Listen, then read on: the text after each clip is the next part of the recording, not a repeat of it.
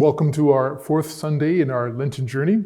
Welcome to this Sunday in which we hear probably one of most people's favorite parable that our Lord gives us, the Prodigal Son. Our theme on this Sunday is be reconciled to God. In this well-known parable, there are three persons. Let's start with the most sane one first. Who is that? Well, it's the older son. He knows what's what. He knows how to do good work. And he sees when something doesn't seem to be fair. I think we understand that. That's how we like to live our life, to understand things well, to put in a good work and to get a fair result for it. He's a very sane man. The second one we can look at is the younger son, the sinful one, which is a kind of insanity. He dares to ask his father for his share of the inheritance that will come to him. Given that there are two sons, his share is 1/3. And so he shames his father, asking for what will come to him once his father is dead, and then is gone.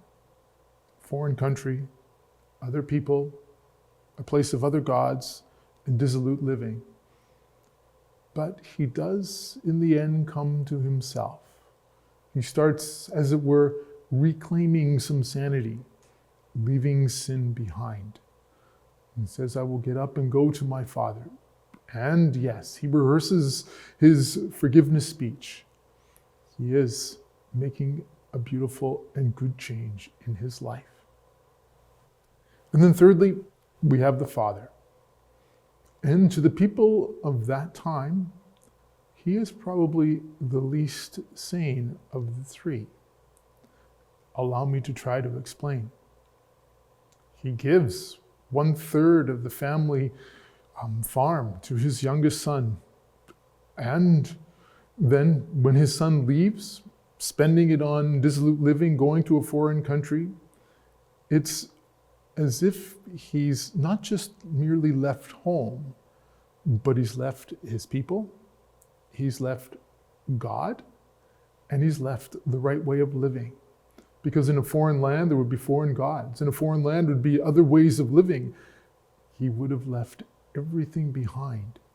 And so what is the father's response supposed to be to that? To disown him. The people of that village, of that area, they would not want that young boy to come back again. He's done something so horribly wrong to his family, to his father, to his people, to God. For him to come back, that would be, as it were, a sign to others that they could do the same. It would be turning back after having done something so horrible to your family, to your father, and to your nation. He should be disowned. But what is the father doing? He is crazy in love for his son to come back. It seems that he's waiting, looking for him, for he sees him when he's a far distance off. And then he runs to him, which for a man of his age, the scriptures say elsewhere, is undignified. He welcomes him with his arms around him and with a kiss, and then brings him home and fully reestablishes him in the life of the family, a robe, a ring, and sandals. What is he doing? What is he thinking? He is crazy in love to have his son back. And so he responds in this beautiful mercy. And so we have these three people. We have these three people, and we have St. Paul in our second reading telling us, be reconciled to God.